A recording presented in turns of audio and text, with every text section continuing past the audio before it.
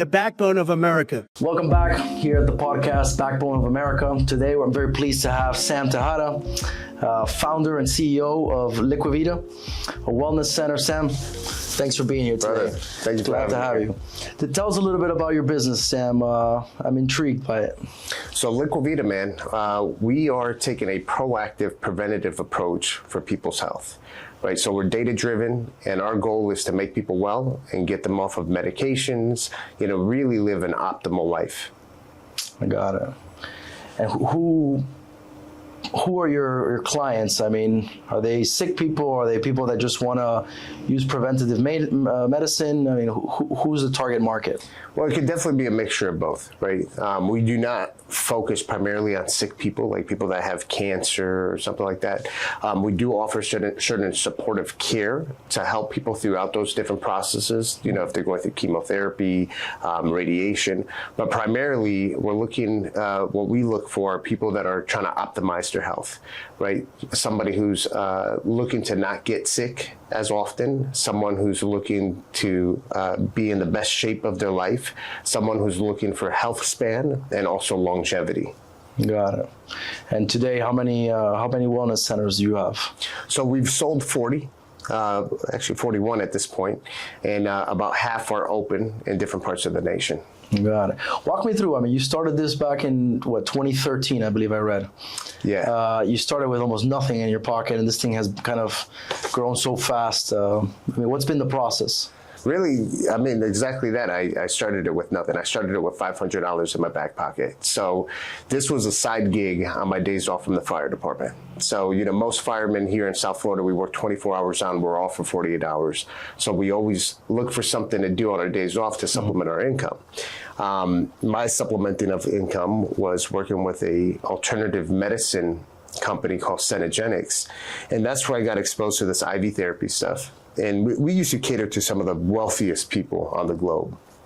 And some of these people, they have homes in California, they have homes in Colorado, and they were telling me about how they would get these vitamin IV drips when they'd go back to their homes in California and Colorado. And the unique thing about it was they would tell me, it's like the technician that was doing the IVs on them was an off-duty firefighter paramedic.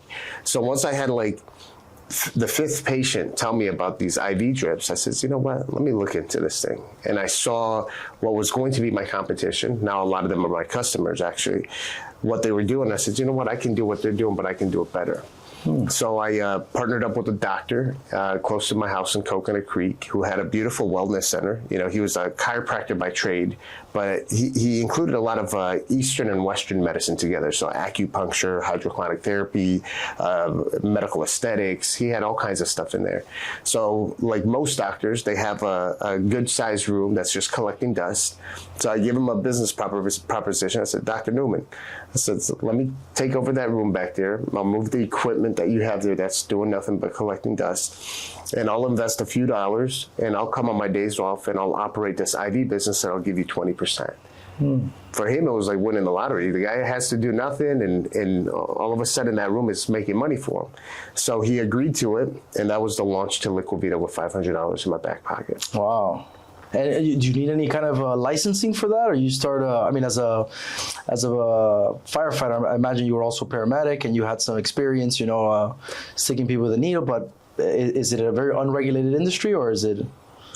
Initially, I was one of the first ones to get into the IV business here in Florida. So regulations were minimal, but at the end of the day, it's still a medical procedure. So all of the medical regulations still fall into play.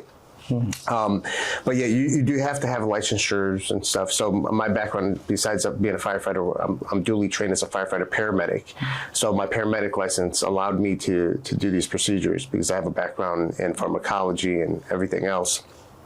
And then obviously partnering up with Dr. Newman, he had the medical doctor, the nurses, and everything else there, which structuring that deal allowed me to really tap into the market without having these crazy overhead expenses, right? Because I had $500. So, part of the deal was, hey, you provide medical direction. So your medical doctor is going to oversee this business vertical that we're developing together.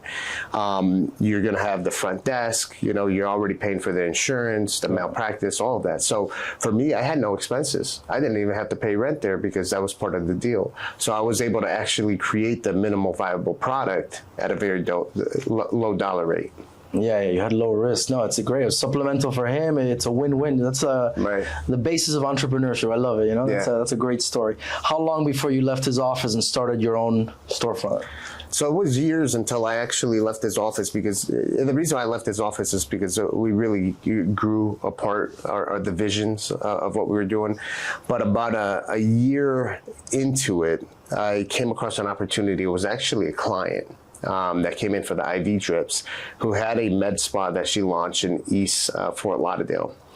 And this was a lady, older lady in her late 50s. And you know, she had training as a medical esthetician, so she was trying to do the med spa stuff, you know, the Botox, some facials.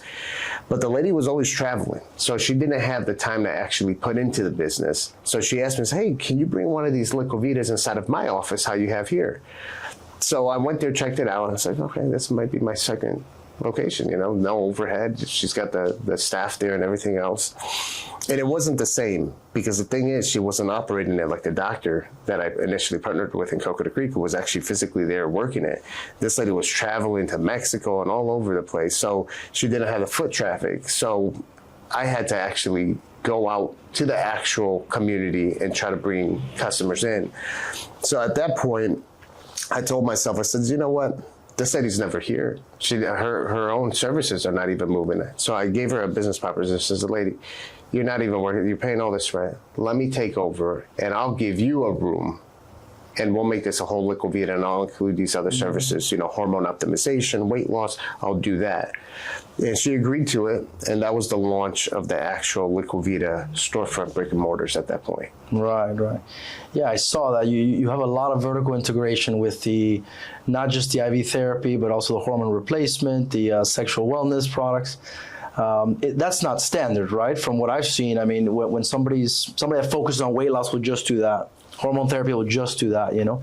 Yeah. Is that unique to your business? So I created basically the one-stop shop. And this is what we put our clients through what we call the Vita journey, where we have 5 different divisions, which is, we have our wellness division, which include, you know, peptide therapies, hormone optimization, some of the wellness services like the IV drips, comprehensive blood work to really see what's going on in your body. We have our medical weight loss division, which is a division of its own. Everyone's trying to lose weight, right? Weight and energy, people are always going after. Then we have our medical aesthetics division, where we do the Botox, the facials, the peels, the dermal fillers. We have different lasers, laser hair removal, skin tightening, all of that stuff. Then we have our regenerative medicine division, where we work with a lot of professional athletes, or even people that are getting old that have certain injuries, where we inject stem cell derived products like exosomes or also peptides. And then our last division is our sexual health division, where we use different technologies for both males and females on how to really get their sexual health back. You know, so for men, you know, we work on erectile dysfunction, libido, and then women, you know, especially postpartum, they have like urinary incontinence, prolapse uterus, pelvic floor issues. So we have different technologies for that. So ultimately, our goal is, if we could put people through all of those different divisions, now they're going to live an optimized life with good health span and longevity. Yeah. Man, but that's crazy. So I'll give you my experience. So I did at some point hair transplants. I forget which one, if it's the FUE or I don't know. I don't remember. But it was like a store in itself. Probably 10 individuals at the place. You know, they came in, you know, with for the procedure, and so you're doing a lot of these things. I mean, the centers must be significant in size, I imagine. I mean, what's the average storefront? I mean, you got to have an expert. These are each particular fields, right? They are. On a business standpoint, right? It's not the easiest thing to do, you know. And I actually try to advise people when they say, well, I want to offer all these services. you don't want to be a jack of all trades and a master of none. It's like you want to be able to master some of these. Fortunately, we were able to master the IV nutrition space where, nationally we're known for that. I was even appointed as the chairman of the association for the the American IV Association because of what we've been able to do. But yeah, you have the experts in all of these respective fields that have to run these divisions. But do you outsource them or do you in-house them? Both of them are in-house. Now, for example, we do hair transplant. So the hair transplant are medical providers. They're trained to be able to educate on it. But the way that works is we have the technology at our facility. It's a $250,000 FUE machine that does the extraction. All right. And then what they do, the company that sold us the machine, they have a whole team of technicians that when you have someone who has to go through the procedure, the technicians come to your office. And these are actually the same technicians that go to all of the other hair transplant clinics throughout South Florida. I got it. All right, so that's good. So I was going to ask you, obviously, what's what core problem does your service satisfy? But obviously, you're solving all kinds of problems out there. Hair transplants, the hormone. I mean, you got all kinds of stuff going on. We really are. We try to make people better from the inside out. Yeah. That's our main goal, getting people to have vitality and vigor. Yeah. The good thing is you got a lot of niche markets. My next question, as an entrepreneur, as an investor, is how fast is your industry growing? But I mean, if one industry is stagnant, you got another one that's picking up, Yeah, I would say the alternative health industry, it's growing tremendously. I mean, it's been growing tremendously for the last 10 years. Now, with a big movement that we have, the Make America Healthy Again movement under the new administration, Trump's administration, it's growing even quicker, right? Because people like RFK Jr., leading HSS, he's all about what we do in the alternative medicine space. Right. A lot of the things that we've seen in the allopathic world when it comes to traditional medicine have been failing our people consistently. So when you start seeing the people that he's appointing to lead the FDA, the CDC, and all of these other governing organizations, these are physicians that actually practice the way that we practice, which is functional medicine. Right? We're taking a different approach versus treating disease. We're taking more of a different approach of more of that proactive prevention side of things. Got it. Now, you were around before Trump, so is there like a pre-Trump, post-Trump kind of scenario where business has really picked up? Is that what you're seeing based on RFK coming out and saying we're going to make America healthy again? Not just great again, but healthy again. Yeah, I would say business definitely has picked up, but most importantly, awareness has picked up more than anything else, where people are becoming more conscientious of what they need to do for their health, right? And COVID did the same thing. COVID actually made people more conscientious of taking care of their health, because one of the things that we saw during COVID were the people that were actually dying were people that had the deficiencies on vitamin D, the people that were obese, right? People that had all kinds of chronic illnesses. Those are the people that weren't able to make it through COVID when they got infected with the virus. So what happened there? People started taking more of a proactive approach to their health and started maintaining their health. So our business actually went up in revenue during COVID and post-COVID, just because people became more aware and took their health more serious. Yeah, absolutely. So what's your main role in the company? I mean, what are your responsibilities? Man, I got a lot of responsibilities. But really, I ventured into primarily now on a day-to-day basis being the face of the company, right? And being outside working on the business rather than in the business. So really going out there, networking, building relationships, connecting with other leaders in the industry, also speaking publicly on stage. We have our own conference that I partnered up with other CEOs, my competitors, where we put a yearly conference together. I have an active podcast myself, a Healthy Point of View podcast, where I bring experts from all over the world to get interviewed. So, and then obviously I'm still part of, I want to say day-to-day operations, but the operational side when it comes to strategy, I'm still heavily involved on the strategy component. Got it. So I did see the podcast, by the way. Loved it, by the way. what's the goal? So you want to make yourself well known as an industry leader, somebody that knows what he's talking about. Besides just the following, was there any like specific strategy for that to market the Liquivida?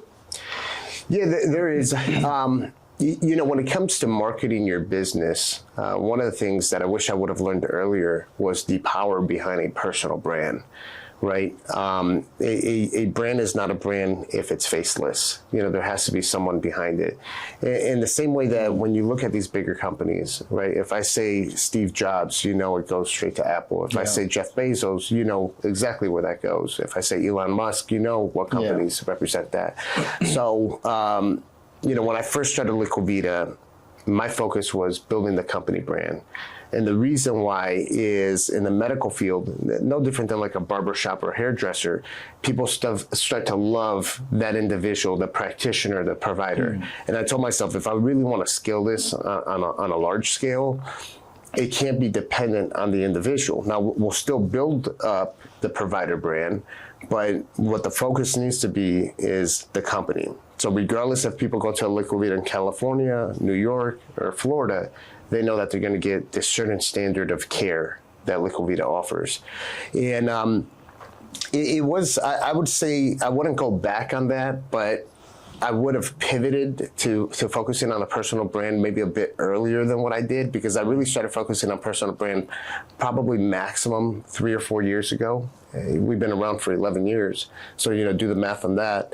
And personal brand is really what people connect to. When you just have a bunch of stock images or just talking about the company, it doesn't move the needle. It's the individual that people will connect to, what will make people cultivate together and congregate, together and wear your company name on their chest and become part of the movement. Yeah, I understand. Yeah, I agree. I mean, there's only one of you, but if you just brand yourself as a wellness center, you just put a name right before the wellness center, just another one. Yeah, I totally understand what you're saying. And most of the guys you mentioned, though, they're very well known because they're pioneers in the industry. Right. Like when I think of companies like Best Buy, I don't think of a CEO. Right. But when you are pioneering something new, which I think your industry is, something alternative medicine, it would have enormous power. Absolutely. I do agree with that. You'd probably be the face of alternative medicine, so are you taking on new investors? I know that you're doing the franchising model, which obviously replaces a lot of capital that you need to start your own corporate stores. But is that something you're looking for right now? So as of right now, we've been preparing to do a capital raise. Initially, we were thinking about doing a Regulation A offering. So we were going through all of those steps and motions to do that, third-party valuation and, audited financials, financial modeling, all of that stuff. And right now, we're probably not going to go that route. It was a great year and a half of going through that and spending a lot of money doing it, right? I'm curious though, why not actually? What led you to start it and then say, no, we're going to pivot? I was mentored by a few people that I look up to that were giving me advice to go that route, which I wasn't opposed to it, but the scrutiny that you have to go through, it's basically like you're going public at that point, right? You're getting the SEC attorney, you're going through all of that process, all the filings and everything else. And, you get to a point where it's just like, do I really need to put myself through this high level of stress just to raise this money? And then all of a sudden now I have over 1,000 investors that are down my throat, because you're doing it, when you do a Regulation A, you're doing it through a crowdfunding platform, and really anyone can make an investment. Regulation A doesn't even have to be an accredited investor. So it got to a point where I says, what, if I really want to raise the money, I have the relationships where I can just have a handful of people do it. So we've been self-funded since the day I started it with $500 in my back pocket. We've taken a lot of the money that we've made and just put it back into the business to keep on growing. Haven't taken a penny from anyone. We've actively sold franchises that have helped us support the funding efforts of continuing to grow the company. So as of right now, we've been good, man, running the business at a surplus. But ultimately, if I want to keep up with the competition and take things to the next level, I do need a put some more money into the organization for some of the projects that we want to do. Some of the other ideas that I've been working with a few of the other CEOs in the industry, my competitors, is potentially doing a roll-up of the companies together. So that's something that truly does entertain me when we're talking about what our ultimate mission is, being in the preventative health industry, because now we can have true impact and really deliver the mission that I live for. Now the roll-up, if I understand correctly, you're talking about reaching out to like a family office or maybe like a private equity firm and saying, we want to start buying out competitors at lower multiples, and then obviously have a valuation of much higher multiples. Is that correct? Yeah, so that's part of it. So initial part is taking about 4 to 5 different brands and actually consolidating, right? And then from there, we can potentially go into acquisition mode. I got it. So we start off with the merger and then acquisition. Right, a merger between 5 different firms, which you'd all have to agree on the same idea. Correct. And then at that point, start acquiring. Right. Understood. And with the purpose of what, at some point exit, go public. Oh, yeah, 100%. Okay, yeah. That's the goal. All right, not a bad strategy. What about the franchising? I mean, I know it's well regulated. It's not cheap. What's been your experience doing that? So it's an experience. Franchising, you don't understand what franchising is. Being a franchisor is what I'm talking about. You don't understand what franchising is until you actually roll up your sleeves and do it, right? You have to be knees deep into it. And franchising is a whole other world when it comes to business. You're regulated at a different level, right? You're regulated at the federal level. There's certain things you can say, certain things you can't say. There's certain things you can do, certain things you can't do, right? There's registration states, which some of those states have their own regulations that you have to follow, right? How you sell the franchise, when can you collect the initial franchise fee? The accounting in franchising is completely different. You're doing your yearly audits, so then you can disclose it in your item 19 every single year in your franchise disclosure documents. The biggest benefit for me, because initially when we started, we didn't start with a franchise model. We actually started off with a licensure model, which, one of my partners who's a franchise attorney, he said, hey, we can get things going with a licensing model, but if it looks like a duck, quacks like a duck, it walks like a duck, it's a duck. So if we're selling a licensing model, but we're presenting and acting like a franchise, we could put ourselves in a little bit of trouble. So initially doing the licensing model gave us a taste of what franchising would kind of be like, right?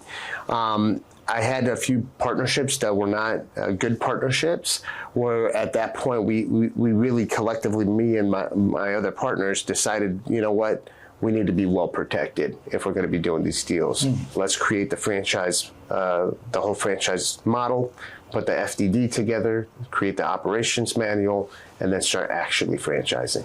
Got it. Okay. And judging by the fact that you've got a couple, you enjoyed the process, it's been successful. Yeah, it's been it's I don't want to use the word enjoyable, because there's a lot of the process that's not enjoyable whatsoever at all. It's a learning process, right?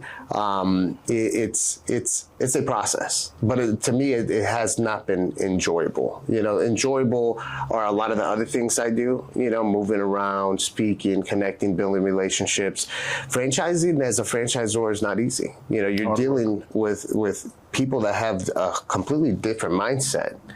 Every single franchisee is, these are people that have been successful business owners in other industries that think that they can bring whatever worked, their daycare or whatever else they did before. They think they can bring that model here. And I embrace a lot of these new ideas, right?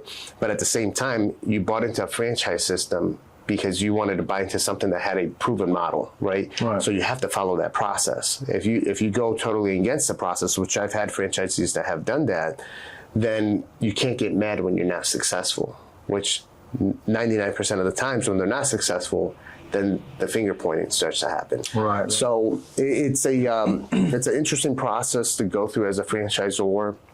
What I would say is one of the most important parts for me is building a good, strong relationship with your franchisees so they can really understand what your vision is and why you've implemented the things that you've implemented. If not, it could be easily an uphill battle.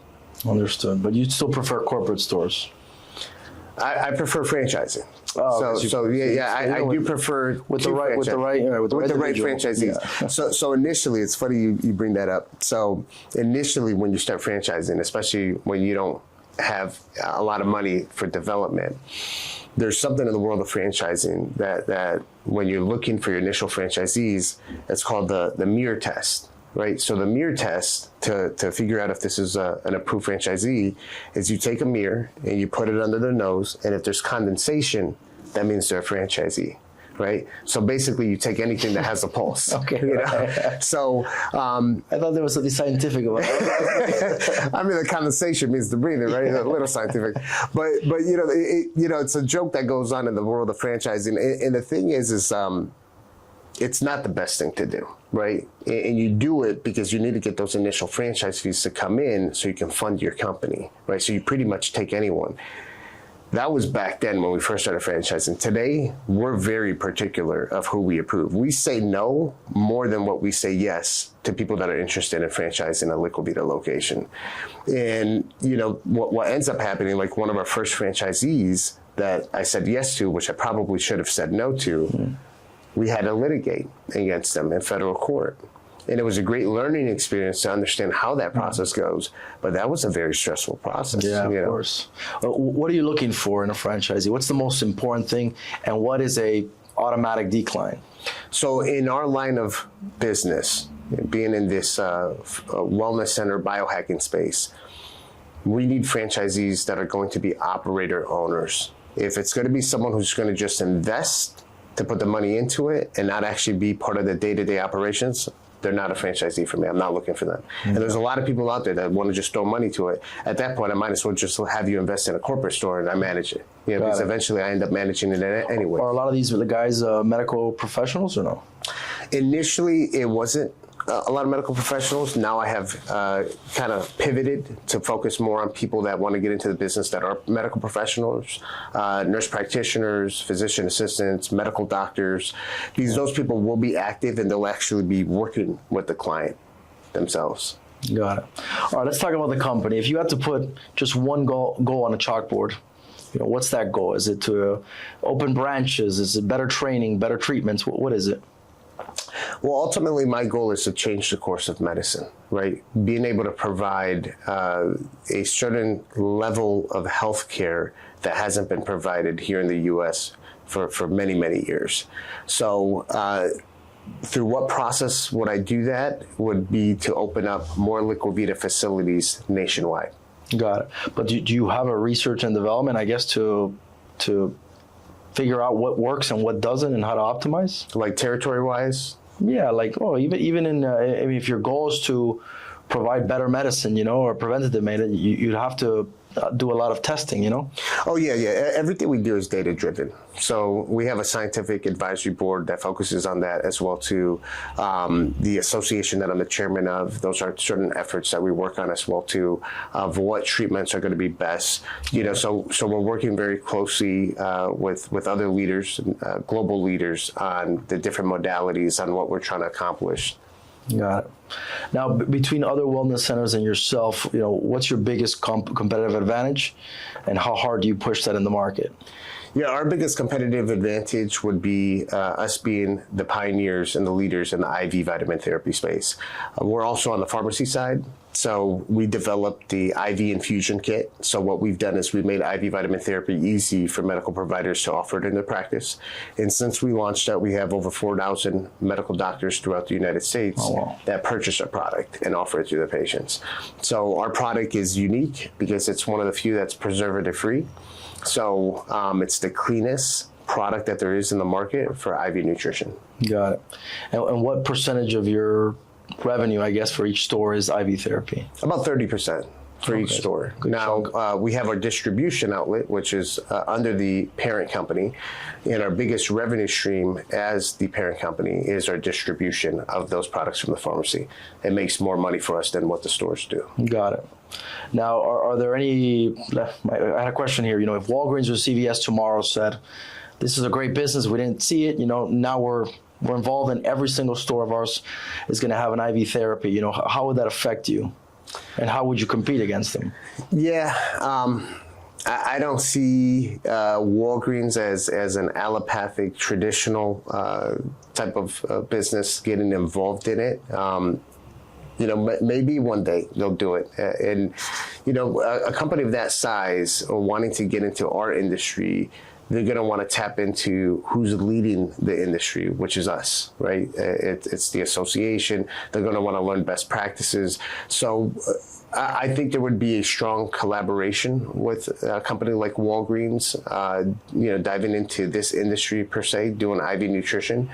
If not, they're not going to get buy-in from the rest of the industry or nationwide. I mean, they just want to get that buy-in. Yeah, so that's not a concern. I mean, not at all. Yeah. It doesn't seem like that's something they'd be. Maybe it's too small of a niche actually for them, right? Considering that they're. It definitely could be too small of a niche for them. I mean, they're in the pharmaceutical business. They're part of big pharma. Right, agreed. You have a book, How to Win in Modern Wellness. What's that about, and does it meet the same criteria for your podcast, as far as just getting your name out there? So that's another one where I wish I would have known about it sooner. The book is probably one of the strongest anchors to build personal brand, right? You got to remember, a book goes on all the e-book platforms online, right? So that book, everything that's in there is optimizing for SEO, search engine optimization. The other thing, the search engines, when they look at you as an author, it recognizes you completely different. So it's easier for you to get a Google business knowledge panel, right? Or a personal knowledge panel with the verification, optimizing on the first page. The book is just a tremendous anchor. I speak on the news quite frequently, almost every single week. I'm on the news. And one of the things that allowed me to really get picked up by the news so frequently is being an author. And these are things that I learned throughout that process. So anyone who's an entrepreneur who's considering putting a book together, which is not a difficult process because there's teams out there that will help you put that book together. It's just having conversations with them. Do the book, right? I'm on my third book now. So I just finalized final edits on the second book, and then the third book, we're just starting it, called Your Wellness Data, which that one I'm going to do through a publisher. But the first book, the one that you're talking about, what I ended up doing when I hired a publicist about 3 years ago, I was telling them about my story and how I've built these very strong relationships with all my competitors. And part of that is when I first got into the industry, it was a cutthroat mentality. Everyone in the industry was against each other's throats. But we were all preaching the exact same thing. We want to change the course of medicine. We want people to take that proactive, preventative approach. And I told myself, I says, this doesn't make sense. If you go back in history, the way other countries would win against other countries is divide and conquer, right? So why are we going to be divided if we're all preaching the same thing and we're trying to change the course of medicine? We have to come together. We have to be united. So what I started doing from the beginning is building relationships with all these other CEOs. And when you look at the cover of the book, all of the faces you see on that cover, those are all of my competitors. And they all have a chapter in my book. And we're all talking about how we're winning in the world of modern wellness. And that was kind of the start of putting the yearly conference together that we've all partnered up on, that now it's the biggest conference in the world for the IV nutrition space. It was the start of, all the other CEOs that are on the board appointed me as the chairman of the association.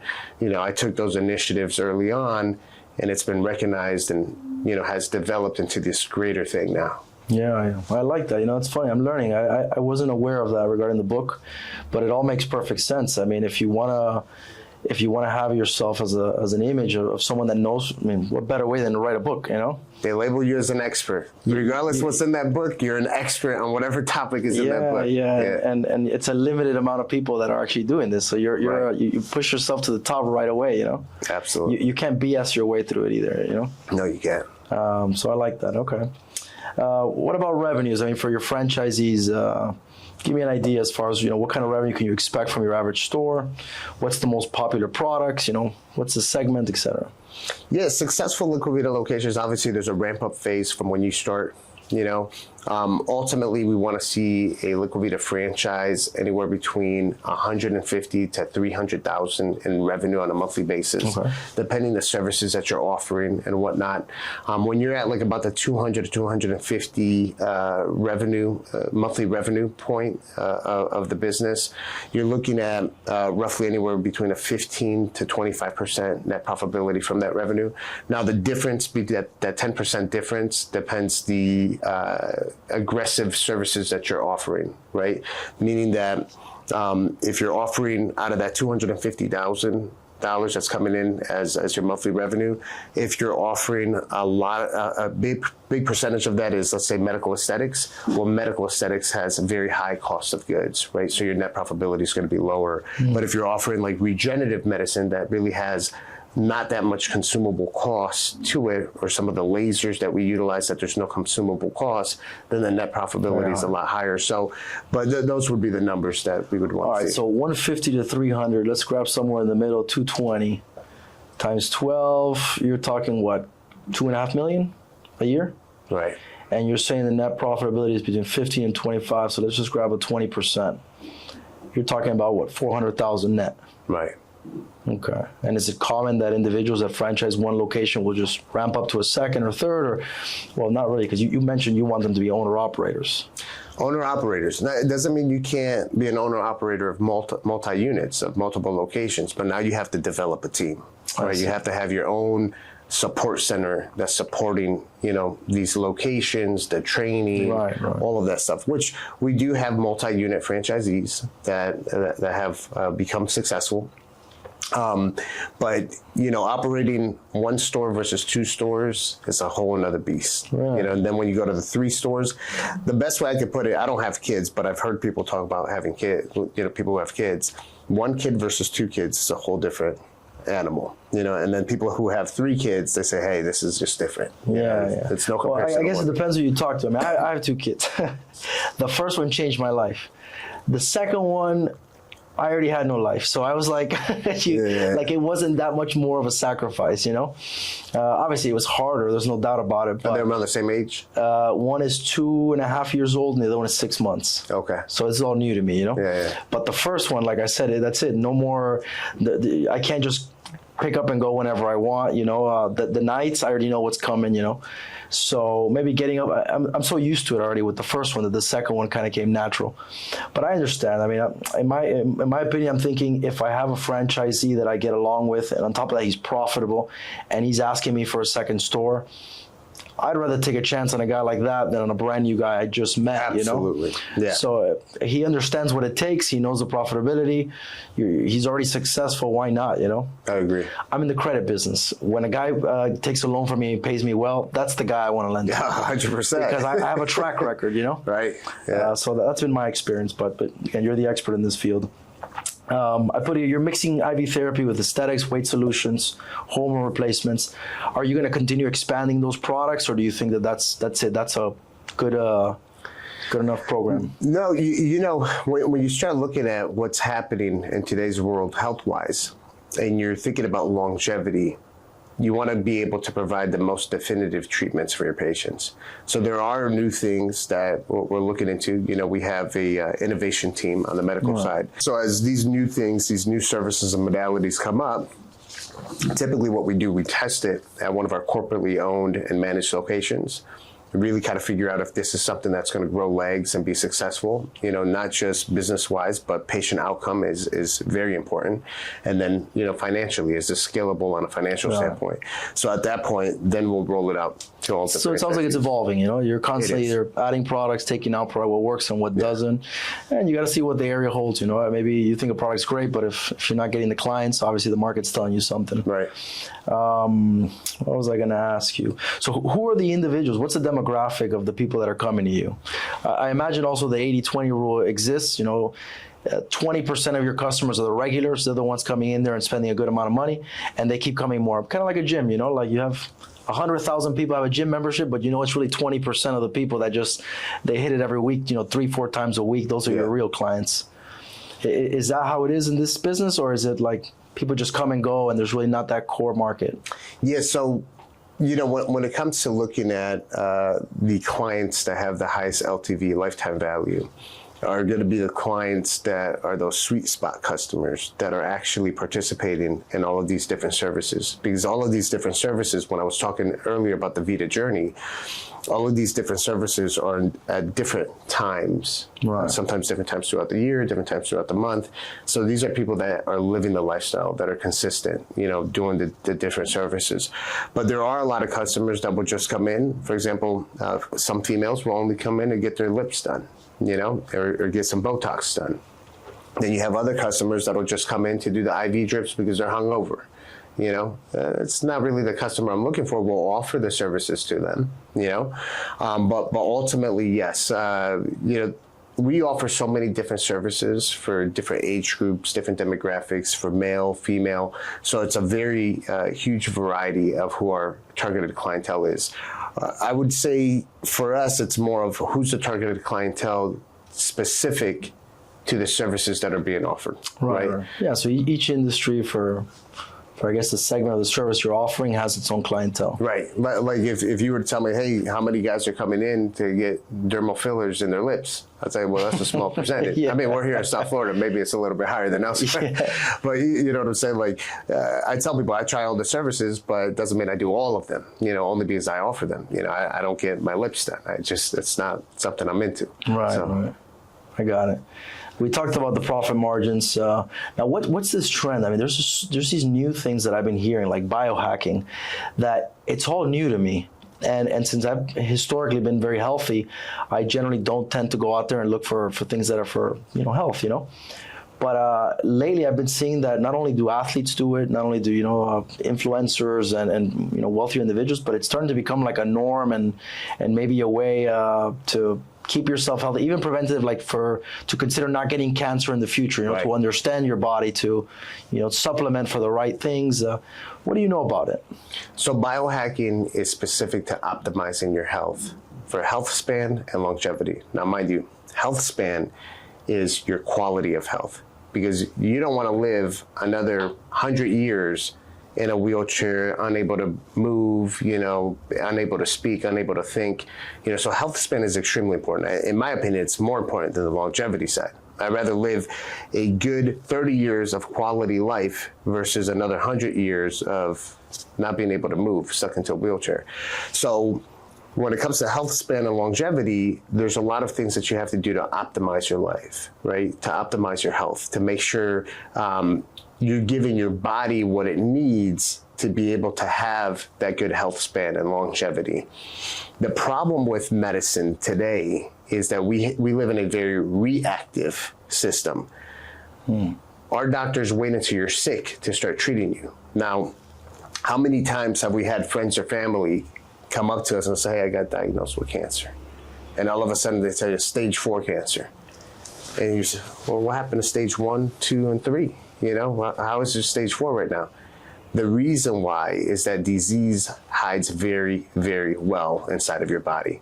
So if you're not consistently checking and looking into your biology of your body, then by the time you do decide to check, it's probably because you're symptomatic and it's too late. So when it comes to biohacking stands for you're basically hacking into your own biology to optimize your health for better vitality, vigor, which leads to the health span and longevity. So it comes down to what nutrients are you deficient in? How good is your sleep, right? Are you wearing certain wearables? Like, for example, I wear my Oura Ring here, right? It's giving me my sleep data. I understand exactly how much I went into a deep sleep. How was my recovery? What's my readiness score the next morning? How's my body going to perform? Are there certain things that I have to do to make sure I perform better? Is my immune system going to be lacking? So biohacking is data driven. It's all about your own personal health data. What I do for biohacking might not work for you. this is where I would say, hey, Bruno, come into Liquivida. Let's do a comprehensive blood analysis. Let's look at your genetics, what you're predisposed to. Let's look at how much toxins are in your body from the ultra-processed foods or just walking around in the crazy pollution environment that we live in. What are things that we have to do to detox to make sure that disease doesn't start to develop your body? So, but that's all based off of data, and that's what biohacking is all about, is really optimizing your health due to your own personal health data. Right. Now, if we lived in Sammy's America, let's just say you're the director of health, what would these things be mandatory? I mean, do you recommend? I mean, I think of a dentist. He tells me come once a year and get your or every 6 months get a cleaning. Do you think this is something that everybody should do? It should. And what you're starting to see is traditional medicine. People are becoming woke to the whole biohacking and really taking more of that proactive approach to your health. So a lot of the new doctors that are graduating school, they're very much so into their health. So what are they doing with their patients? They're advising them to start doing some of these things, taking more of that preventative approach to their health. So at some point, and I think these 4 years that we're in with the new administration, it's going to bring a heck of a lot more awareness. And I do see the change in course of medicine happening. And I do think that a lot of the services and modalities that we offer in the biohacking space are going to become mainstream and part of primary care. Yeah, I mean, the only reason I said mandatory was because I'm thinking, I remember when I was 18 years old, the insurance company would have a little device that they would plug into your car just to analyze how you drive, And based on how you drive, they would say, well, okay, we like the way you drive. We're going to give you a small premium because you're a safe driver, right? If you drive like a maniac, they would just basically tell you, like, listen, you're uninsurable, or we don't want to insure you, or you're in the highest risk category. Right. So what I think of, maybe a healthcare provider, an insurance company to say, we want you to consistently be up, getting to know your body so we can catch something early and it doesn't cost us what it would cost us if you were in a stage 4 or whatever. Maybe it's something you could fix with supplements or whatever, Yeah. It's very, it becomes very political, man, because, the system we live in, when you look at the people at the top, when you're looking at the big food companies or you look at the big pharmaceutical companies, do they really want you to be healthy? Our big hospital systems, do they want you not sitting in that bed at the hospital? You know what I'm saying? Yeah. So this is who we're up against. Big pharma, big food, which they all have a relationship together, right? This is why we keep on talking about all of the toxic chemicals that are in the foods. Here in the U.S., over 10,000 toxic chemicals are allowed inside of our foods. You go to Europe, only 400 are allowed in the foods. That's a significant difference. Wow. And you start looking at the stuff that happens to your body, getting exposed to a lot of these ultra-processed foods, these pesticides, and all this other stuff. I mean, this is what causes disease to develop. This is what causes obesity, diabetes, heart disease. But then at the same time, you go look at that box of cereal that's full of all of these chemical dyes in it. What's the first thing you see? Oh, this cereal is approved by the American Heart Association. Who are these doctors that approve this? I want to meet them. Till today, I can't meet these doctors. That's the first time I hear that the food companies are tied to the health. I figure the food companies are just kind of like, listen, we want to sell a good product that doesn't go stale. It's cheap. People enjoy. It looks good. That's why they put the colorings and everything. But I never heard that they're tied in some way. Now, they do have the approvals of the... I do remember seeing that the American Heart Association, why would they be there? Maybe to convince parents that it's heart healthy, that it's good for their kids, right? I mean, that's the only thing I can think about. Yeah. My business partner, Dr. Christopher Davis, he's an interventional cardiologist who got frustrated with the traditional health system. And now he's on the functional medicine side.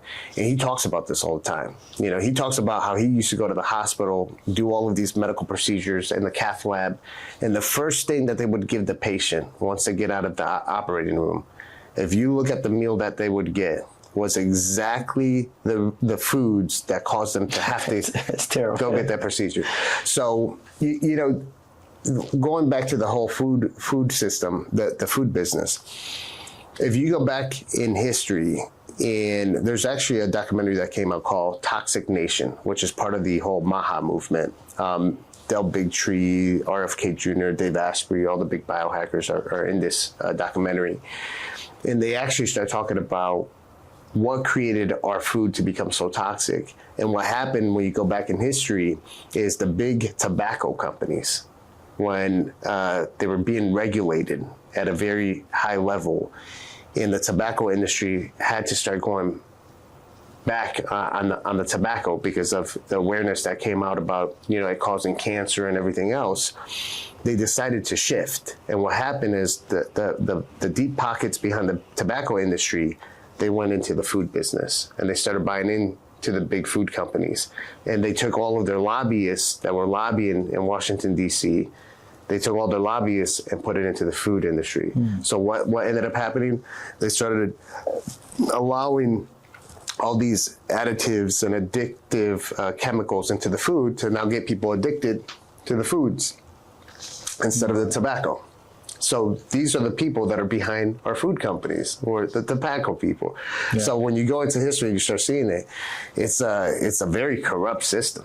It's just, and really, we're not going to make, I want to say we're going to make a huge change on actually removing a lot of these things out of the grocery stores and whatnot. The most important part is making people aware, right? Because if you're aware and you still decide to do whatever you're doing, that's on you. But the problem is working in the fire department for 12 years and being in these inner cities, people just don't know. They don't have the education. Yeah. The reason I launched my podcast, which is a free platform to be educated by experts from all over the world, is to get people to know. Yeah, I understand. Yeah, it's weird. Even the cereals, like I used to think there was a cereal called Smart Start. That was, it seemed like a good, healthy cereal. And then until you read the thing, it's full of sugar, all kinds of stuff, but it's branded as like a health option, right. To like having Cocoa Pebbles or something, But yeah, that's interesting. Ultimately, I think there's going to be a conflict of interest in any business that's related with health, because again, no one wants to be extinct. So if there is a cure for something, you're right. It could. It's not in the best interest for the hospital for people not to get healthy. It put themselves out of business. But if the hospital does go out of business and guys in the preventative maintenance, if they provide a solution that even preventative maintenance is no longer needed, now you'd have the same problem, even though that's unlikely to happen because of the world we live in, But you still need hospitals, right? There's certain interventions that eating healthy or exercises, if I slip and cut my arm, we're not going to sprinkle, herbs and stuff on it. We got to go get stitches, someone has a stroke or something. So there is a place for traditional medicine, and it definitely has saved a lot of lives for sure. But at the same time, there's a portion that we haven't been focused on, which is taking that proactive, preventative approach to your health. Got it. Yeah. Now, Liquivida, what do you need to grow? Is it you need the right franchisees? Is it capital? Is it human resources in the company? What is it you need? It's actually all three. But human capital is definitely the most important part for us, is having the right experts in the respective fields to really take this to the next level, which, obviously having that human capital requires, financial capital to be able to pay people, a competitive price for the competitive, industry that we're in. How long would it take if I start a franchise today? Let's say I become one of your franchisees. How long before I see, profitability, or what's the the start phase? Where you can understand that obviously you're building the business. So your goal is to hit the break-even point. So at least you're covering your expenses, right? Break-even point will be roughly about between 100 and 130,000 in revenue, depending the services that you're offering. Most of. Wait, you're saying it'll only cost me 130,000? Like that's what I'm in the hole that I have to work my way back out? No. Your monthly break-even point to cover your monthly expenses. I see. Okay. You'd have to bring in revenue of that amount. So think about it. If you start off a new Liquivida location, in the first month you only do $20,000 in revenue. You're you're utilizing a lot of your money that's in the bank as working capital to keep you up afloat. So you want to get your revenues to about between 100 and 130,000. So at least you're covering all of your expenses. And then from there, as we increase, that's where the actual net profitability comes. And in your experience from your franchisees, how long does that generally take to get there? So every franchisee is different. Every single market's different. I've seen it done within 6 months, and I've seen people take up to 2 years to get there. So it really is dependent on the franchisee, the individual, if they're going to be active, if they're going to be penetrating their community, their market, where they're at, which requires a lot of guerrilla marketing, a lot of relationship building, how much you're going to invest into marketing. So there's a lot of factors that go into play, but I've seen it again in 6 months, and I've seen it take as long as 2 years. Yeah, that's true. It's a relative question, but I was looking for like a blend, of what is expected, and then it's not, you're not going to get there in 2 months, Yeah, my expectation would be within 12 months you should be there. That would be a realistic expectation to give a franchisee, but it comes down to how much they're going to work that business to get there. Understood. And we talked about the exit strategy, going public. Is there any alternative? That could be one of the exit strategies. There's a few other alternatives. One thing I've learned from one of my business mentors, Jerry Whitlock, who was the largest manufacturer of Coca-Cola in North America. I remember meeting with him early on when I started Liquivida, and he says, Sam, a business plan is an incomplete business plan without an exit strategy. And since then, I told myself, okay, well, I got to have an exit strategy. I either have to sell to a strategic buyer, I have to go public, or, there's a few different options you can go. So, for me, it's, we could either go public, or I could sell to a strategic buyer, or, go any of the other routes that are available out there. Yeah, wow, that's really interesting. I've never thought about that. I've been pitched hundreds of business plans, and I don't think I've ever seen an exit strategy on any of them. Yeah. But I agree. Everyone thinks that they're going to live forever and they're going to run this business until the day they retire.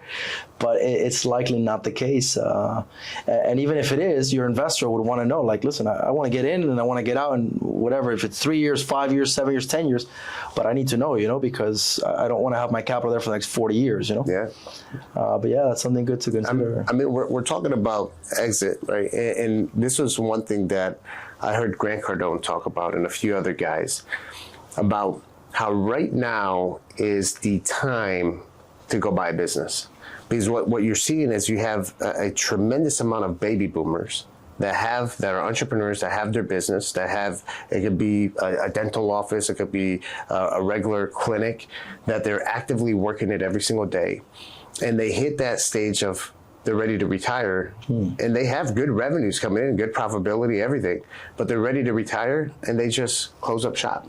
They don't sell it. They don't do, So there's a huge opportunity where you can actually buy people's business for pennies on the dollar right now, because so many of these people are they're closing up shop. They literally leave everything behind. They're just done. They're retired, So right now it might be a really good time, based off of what I've been reading, for people to actually go buy a business and take over somebody else's business. Yeah, I've heard the same thing. There's a lady called Cody, I forget her last name, but she's constantly out there talking about how many people are retiring, how it's the best way to build wealth. Just buy a business. It's very secure. They've got a going concern. They're profitable.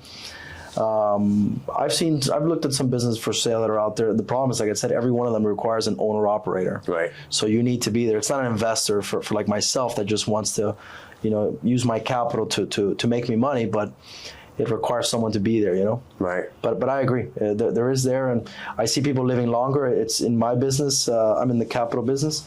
I met a guy today that I was talking to, not today, like a week ago. I talked to him, and he was like, he's almost 80 years old, and he has no plans of retiring. Wow. It's just that this business, obviously, like, you can work it out of your office, and nowadays you can work it out of your home, Right. They want to stay fresh. The guy's Jewish, so he likes working. They love to work, and they're very good at it.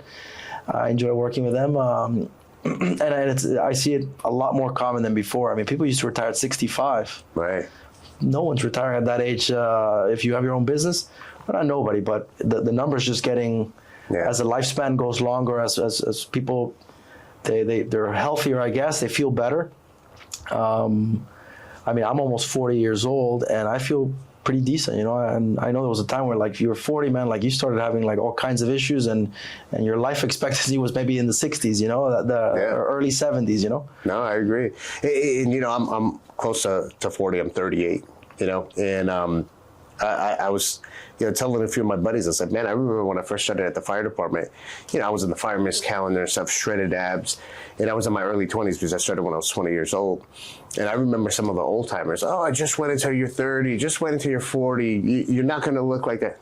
Dude, I got abs right now. I feel fantastic. So it really comes down to how you take care of your health, the choices that you're making. And I'm like you, I feel fantastic, man. I'm energetic. I don't wake up to an alarm clock. You know, I go to sleep when my body tells me to go to sleep, and I wake up when my body tells me to wake up. And I sleep maximum 5 hours a night. I have all my sleep data, which all my sleep data is fantastic, right? I take all my supplements and everything else, and I don't have a midday crash. I drink 1 cup of coffee in the morning, my bulletproof coffee, and that's it. So I go to sleep when my body tells me to go to sleep, and I wake up when my body tells me to wake up. I don't wake up to an alarm clock. Very cool. Sam, thanks for coming here, man. It was a pleasure talking. I've learned so much. I wish you the best, and I hope that someday you'll see that exit strategy you're looking for, you know? Thank you, brother. I appreciate you. Yeah. Made in America.